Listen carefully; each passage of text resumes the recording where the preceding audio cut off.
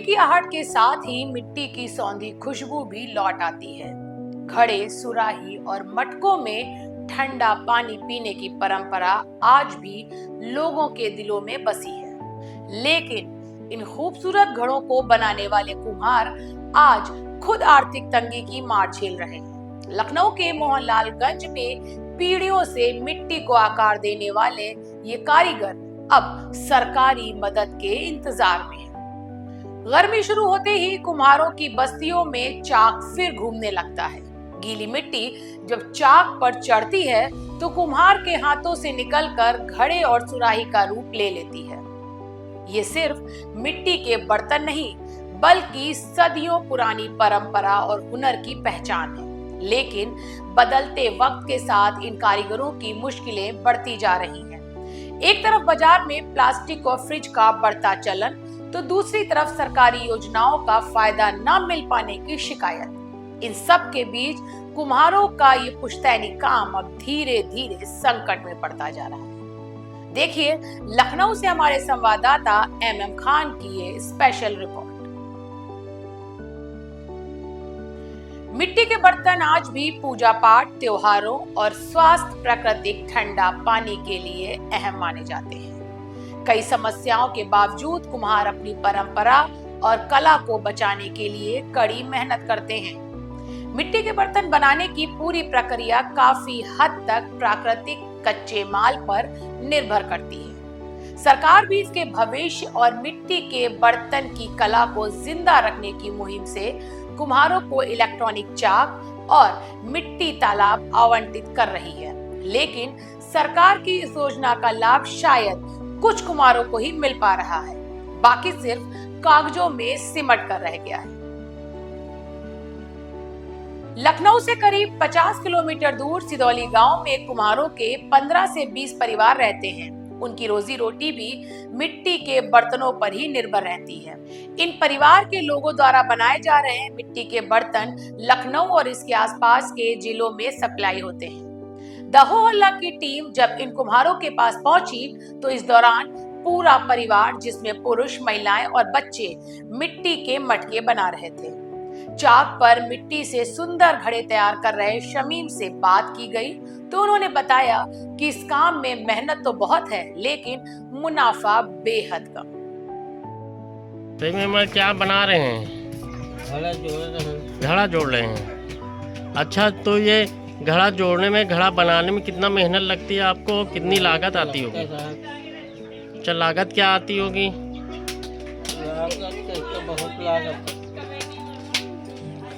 ये मिट्टी का इंतजाम कहाँ से करते हैं? अच्छा, और ये क्या क्या लगता है इसमें लागत में? कंडा लगते हैं। कंडा वगैरह से पकाते हैं ना? अच्छा, ये आप लकड़ी से नचा रहे हैं ये? आप क्या सरकार द्वारा इलेक्ट्रिक मशीन वगैरह कुछ नहीं दिया गया? कुछ नहीं दिया गया। तो न मिट्टी मिली आपको, न ये चाक भी नहीं मिली, कोई व्यवस्था नहीं की गई। लगभग एक मटके में कितना खर्चा आ जाता होगा? अब बड़े छोटे करने सब है। बड़ा तो में ज्यादा खर्चा, छोटा तो में कम खर्चा। इतना ही नहीं, इन कुम्हारों को बर्तन पकाने के लिए कंडे तक भी खरीद कर लाने पड़ते हैं। इन मटकों को बनाने में 50 रुपए तक खर्च आता है और बहुत मेहनत के बाद जब मटका बनकर बाजार में जाता है तो एक मटके की कीमत महज 60 से 70 रुपए ही मिल पाती है। इसी काम में मशरूफ रेशमा, तौकीफ, अतीक, रिजवान सहित दर्जन भर से अधिक कुम्हारों से बात की गई तो उन लोगों ने बताया कि सरकार द्वारा उन्हें किसी तरह की कोई मदद नहीं मिल रही। ये लोग मिट्टी चोरी करके लाते हैं और बालू कंडे खरीद कर लाते हैं। उन्होंने बताया कि चाक घुमाते घुमाते हाथों में दर्द और सूजन तक आ जाती है। घड़े हैं और गल्लक है, दियाली, ये सब तैयार करती है। इसमें कितनी लागत आ जाती है? कैसे? कम से कम यहाँ लग रहा है 10,000 का लागत आई। 10,000 का? हाँ। ये कंडे उंडे सब कैसे? पूरा 10,000 की लगी है लागत है। तो इनका इंतजाम कैसे करती हैं? इनका इंतजाम यही है कि जो है भाई पैसा तो उधार व्यवहार तो करते हैं। माल जात लखनऊ, लखनऊ जात, अब वही माल क्या किस्मत का खेल है, अगर निकल गए धरती में तो निकल गए, नहीं वो कोनो किस्मत की खेल है। सरकार द्वारा सरकार द्वारा कुछ नहीं मिला हमें। कुछ नहीं मिला।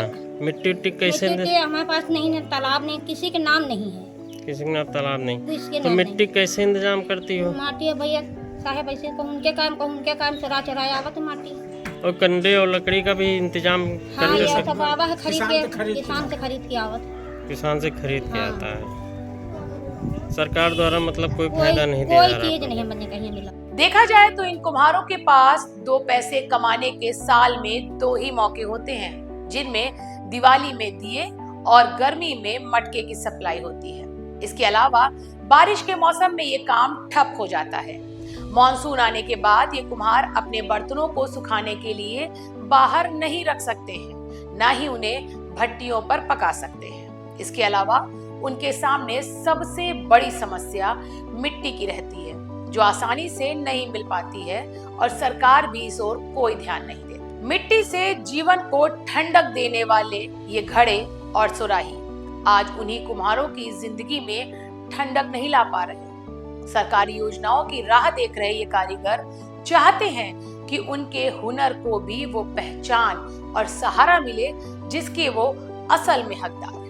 क्योंकि अगर चाक की ये रफ्तार थम गई तो मिट्टी की ये सदियों पुरानी कला भी कहीं इतिहास बनकर ना रह जाए।